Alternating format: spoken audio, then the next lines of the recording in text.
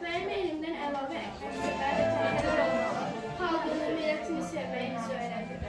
Duyğu, mənim ilk müəllimim.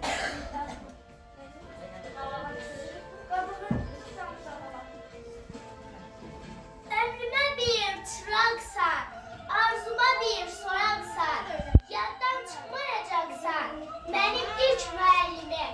Dağ bostan dağ dərəmsən, gül çiçək becərənsən, gözlərə nur verənsən, benim ilk müəllimim.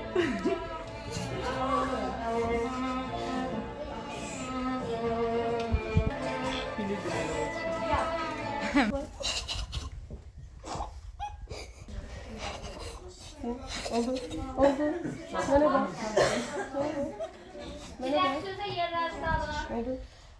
Yerler sağlar. Ne seçelim? Ne seçelim?